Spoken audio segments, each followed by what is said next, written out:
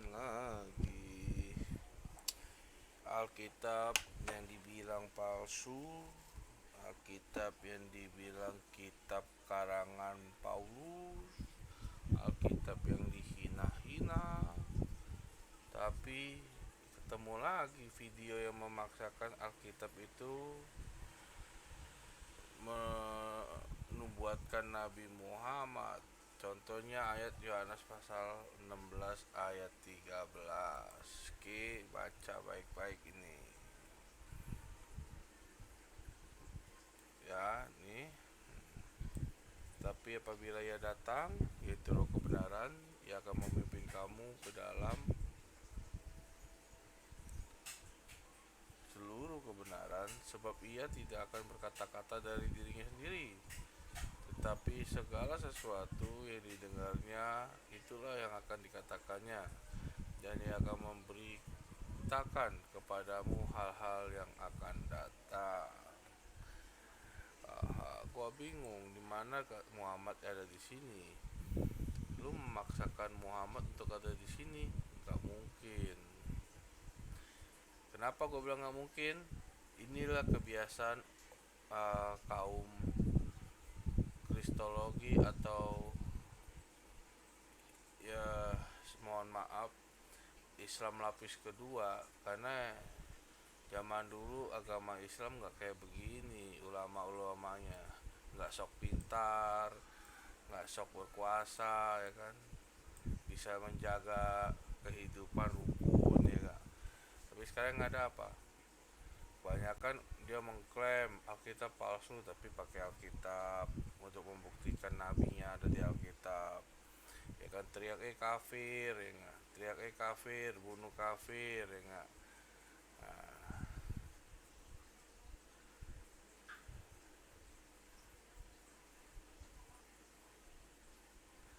oke.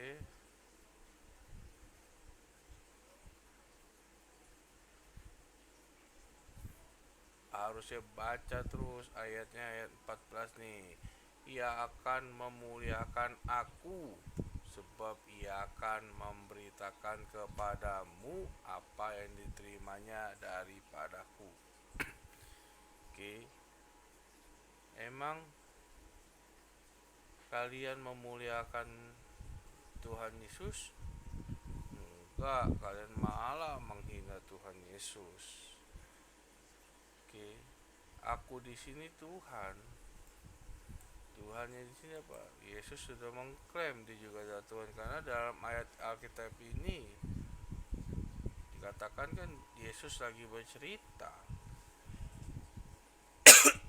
kan? Nah, kenapa kalau memang bukan dia mengklaim dirinya adalah Tuhan, dia bilang aku dengan huruf besar? Kenapa dia nggak langsung bilang Tuhan? Nah, berarti menunjukkan Yesus sudah mengklaim dirinya sebagai Tuhan. Ya, segala sesuatu yang Bapa punya adalah aku punya. Sebab itu aku berkata, ia akan memberitakan kepadamu apa yang diterimanya kepadaku. Memang kalian percaya ada Bapa? Nah, itu berikutnya. Kalian aja nggak percaya ada Bapa, bagaimana ayat 13 lu orang mau klaim itu buat Nabi Muhammad? Oke.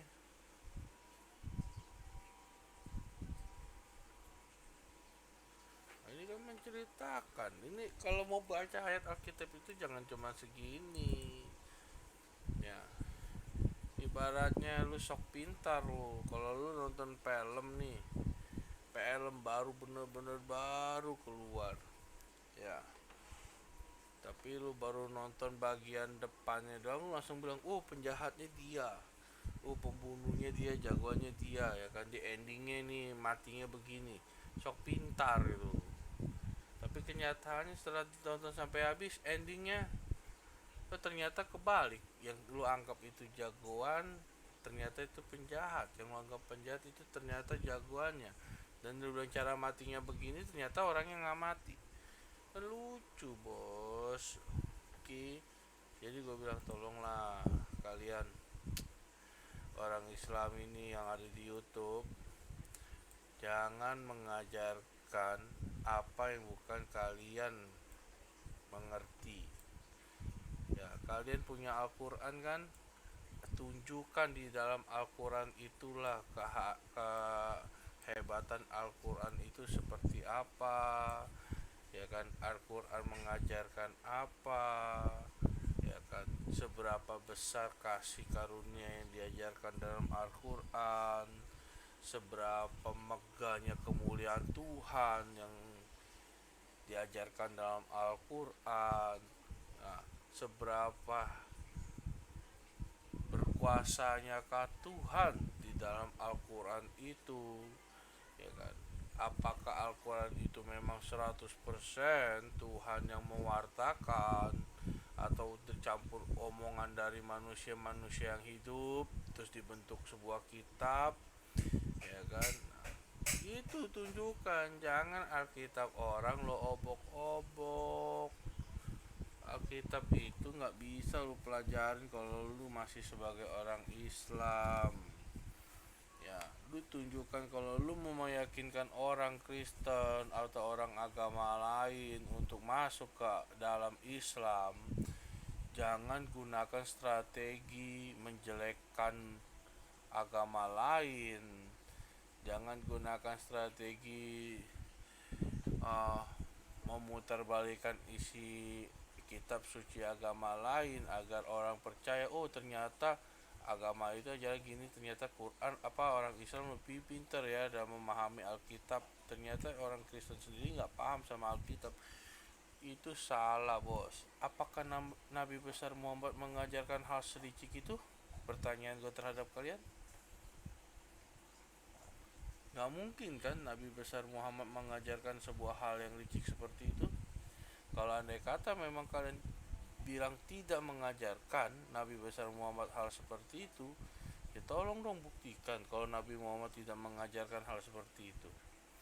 Padahal di Al-Quran sendiri, di hadis atau di hadis kalau nggak salah kan, karena kan itu bukan firman Tuhan, karena juga Nabi Muhammad berkata, hormatilah, ya kan, hargailah, jangan menghina, ya kan? Jangan kau pernah menghina agama orang lain, jangan kau menghina sesembahan agama orang lain.